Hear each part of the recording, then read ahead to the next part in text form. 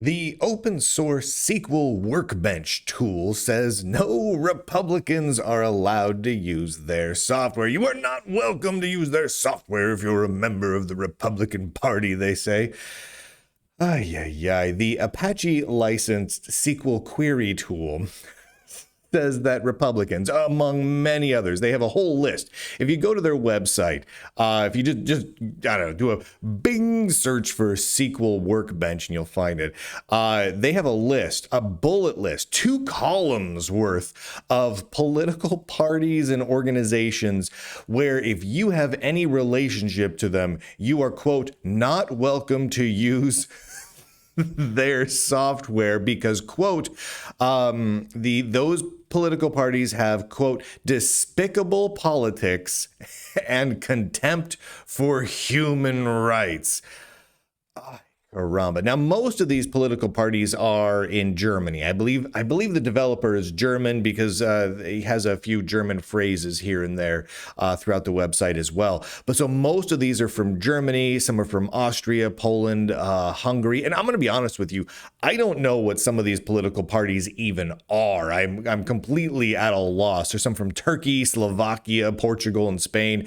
Maybe some of these political parties are crazy. Maybe they're really normal. I couldn't begin to tell you. What I can tell you is the political parties I am familiar with, like the Republican Party in the United States of America.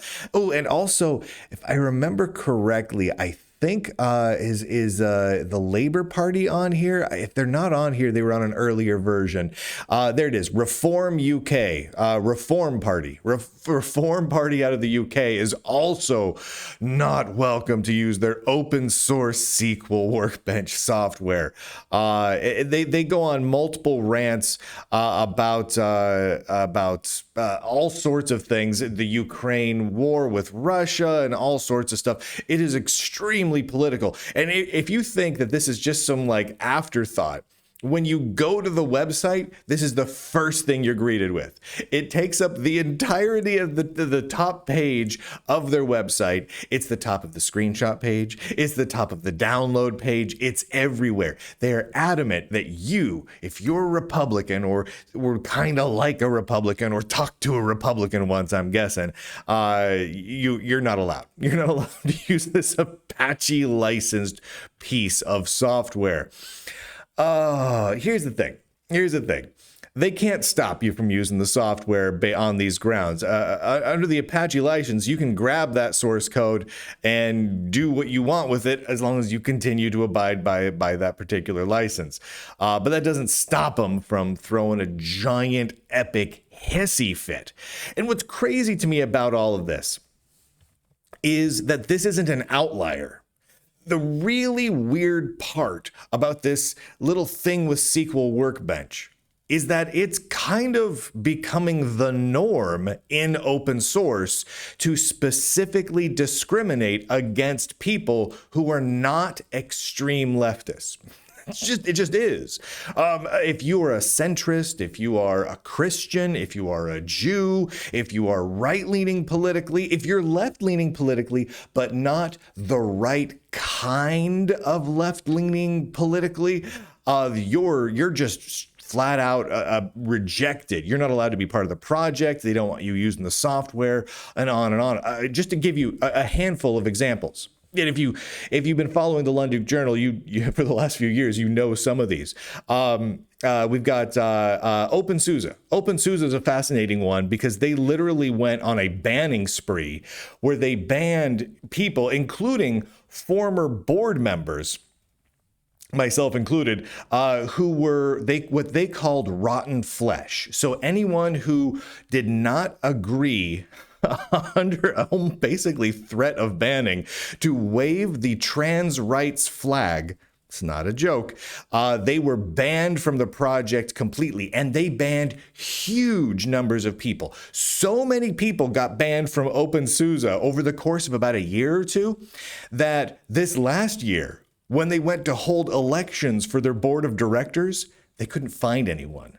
They had to keep kicking the can down the road. They had to keep delaying the nominating period for people to nominate themselves or others to run for the board of director positions for OpenSUSE because no one ran. Because they had banned everyone who did things. And the few people that were left that hadn't been banned were afraid to run for a seat on the board because they were sure they were going to be the wrong kind of leftist and they were going to get banned too. It was crazy. It got so bad that the SUSE employees board members and a former board of directors, the former chairman of the board for OpenSUSE came out and labeled anyone who did not actively wave the trans rights flag, quote, rotten flesh that needs to be cut out. that their goal was to make sure that those people, meaning almost all of us watching, are not welcome anywhere in the open source world. This is not an unusual tactic happening right now. NixOS, the Linux distribution packaging system and all that, they did the same thing. They conducted what they called a purge. Their words, their moderation team of NixOS, they conducted a purge of anyone who was the wrong politics, who didn't adequately shout from the rooftops about the glories of Marxism and the like, and they kicked them out of the project. They even kicked out the founder of the project and forced him to abdicate. It was a coup, and they literally called it a purge, and they were super proud of themselves for doing it. Elementary OS, Asahi Linux, a bunch of other Linux distributions have come out and said if you don't agree with their politics, that you're not welcome in their communities, you're not welcome on their support forums, you're not welcome in their projects, you're not even welcome to download and use their software. They said that they don't want you there doing it. Mozilla Firefox. All right. So Mozilla, they've come out and said that one of their chief goals is to be an activist, a political activist focused on the more than deplatforming, their words, more than deplatforming of anyone who's conservative or a Republican, including President Trump. That's part of their goal, is silencing, censoring, excluding, discriminating if you're the wrong politics. The Gnome Foundation. Shoot, if you mention that you like the wrong kind of politics, you're banned for life. There is actually an official policy in the GNOME project, the biggest desktop environment in the Linux world, that if you post a link to something from the Lunduke Journal, banned for life. And they act on it. They've acted on it repeatedly now. I've heard from so many people, including people who have been contributing to GNOME for years. One guy who got banned has been contributing to GNOME for over a decade. Maintainers of major projects, they get banned simply for saying, oh, this is an interesting thing that Lunduke posted. Could be a totally non-political thing. Could be totally not about GNOME. Could be just about GNOME. Doesn't matter. Banned for life. It's crazy. It's absolutely crazy. And most of these projects go out there and actively discriminate against people based on skin color, based on ethnicity, based on religion or politics. The Debian Project. The Debian Project actively seeks out people to be involved in paid internship programs, as long as it's not white guys or Asian guys. They really don't want white guys and Asian guys. They don't want them involved in Debian. They've said so, because they have an internship program through this extraordinarily racist and sexist program called Outreachy, which came out of the GNOME project, that focuses on anyone but white guys or Asian guys, right? If you're anyone else but white guys and Asian guys, they want to help get you involved in paid monthly internship programs for a number of open source projects. Now, I'm a big fan of internships and paid internships for open source projects. It's a great idea. But why exclude people? Why exclude people based entirely on skin color or gender? Well, the fact that Outreachy and GNOME and so many other projects, OpenSUSE and NixOS, remember the Godot game engine? They conducted their cleansing of people who just didn't feel like being an extreme leftist politically. It's nonstop. It's nonstop. The fact that this crazy dual columned bullet list of all the groups in the world that are not welcome, quote unquote, to use SQL Workbench. The fact that that exists front and center on their website, the fact that that's not unusual, that's a really weird story right there. It's the fact that it's not an outlier, right? Because if this was just a one-off, okay, we could cover it and talk about it and be like, that's weird, because it's weird. It's racist. It's discriminatory. I don't know if it's racist, but there's probably something racist in there. I guess the gnome people and whatnot, they're racist. But it's crazy that this is the norm. It's becoming increasingly accepted within the world of open source software to actively, aggressively, and almost evilly discriminate against people based on what they believe, their religion, their skin color, who their grandparents were, et cetera, et cetera, et cetera. And there are specific groups that these people in open source hate more than others. They really dislike Christians and Jews. Christians and Jews they go after regularly. They really dislike white men, and they really dislike Asian men. They go after those groups regularly. And boy, do they hate anyone who's conservative. And if you're a centrist, if you're a left-leaning Democrat centrist in the United States, you are to them an alt-right mega MAGA Nazi. Bash. That's how they view things. It's crazy. Now, I was looking into SQL Workbench here, and this has really evolved over time.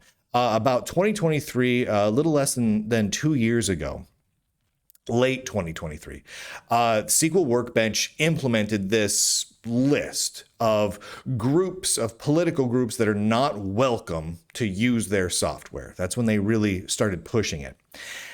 Since then, they keep adding to it. The list keeps getting longer. So like the current incarnation of it was just updated, I think, in February, and it just keeps getting longer. At some point, very, very soon, and guess what? There's, well over 20 plus bullet items here of political parties. I mean, it's going to grow so long, it's going to be more than just the front page. They're going to have like an Excel spreadsheet they link to of all the people that they just really hate and want to discriminate against. They also talk a lot about the Ukraine war and other things like that. And I want to point this out because I think this is fascinating. I want to point out the difference between two SQL-related open sourcey projects, right? One is SQL Workbench, which is an Apache licensed tool for doing SQL queries. And that's the one we've been talking about there. And the other one is SQLite. And SQLite really isn't open source. The source code is available, but the people that work on SQLite, they don't really want people coming in and contributing to it, right? They develop it and the source code's there and people can grab it and use it as they wish. And in fact, SQLite is probably the most used database system in the world, right? It's everywhere. It's on embedded systems far and wide. If you have a Mac or an iPhone or an Android phone or anything, you have SQLite in your system in spades. It's used by so many systems. I've developed several games over the years at big companies where SQLite files were a major part of the design of the software. I mean, it's really commonly used. Well, SQLite has a what they call it is their code of ethics, right? They don't have a code of conduct, they have a code of ethics. And it's fascinating to compare and contrast the open source projects of the world, including SQL Workbench, that actively exclude people, right? And really push a very specific, very leftist, kind of extreme leftist view of the world. And then there's SQLite. And SQLite's code of ethics is long. It's long. Here's the first couple of numbered items of their code of ethics. First of all, love the Lord God with your whole heart, your whole soul, and your whole strength. Then love your neighbor as yourself. Do not murder, do not commit adultery, do not steal, do not covet, do not bear false witness. Interesting. It's fascinating to me, the total difference. And as you go through the SQLite code of ethics, There's so many of them. I mean, it's long. Like these first 7, yeah, I'm on board. I'm guessing 99% of all of you are fully on board with it as well. But there's so many of them. Like we could argue and debate about whether or not some of them should be part of a code of ethics for a piece of software at all.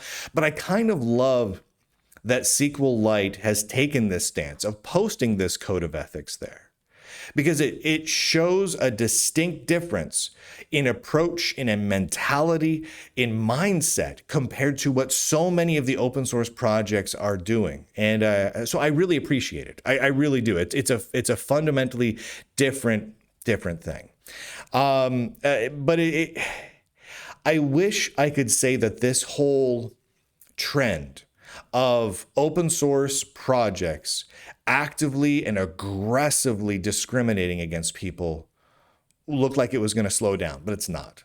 It's accelerating. It's speeding up. While certain parts of the world are, including certain parts of the tech industry, are rejecting some aspects of woke culture, of DEI culture, of exclusionary, discriminatory, racist culture that the left has really pushed on the tech world over the last many, many years. While certain companies and organizations are rejecting those things, open source projects and open source foundations are by and large digging in their heels and making a stronger stance nowadays. They're really digging in. They really don't want people who are centrist or left-leaning centrists or right-leaning centrists or conservatives or whoever, or Christians or Jews or straight people or white men or Asian men. They don't want any of those groups using their software. They are very vocal about it, and the amount of mass bannings that these organizations are conducting is just off the charts. It's accelerating. So that's kind of a bummer. I don't love it, but what are you going to do? Thank you to the Lunduke Journal subscribers for making this reporting possible. Go to lunduke.com and click on a bunch of the most amazing links on the internet. And with that, ladies and gentlemen, boys and girls, nerds and nerdettes across the inner tubes, I do declare, end broadcast.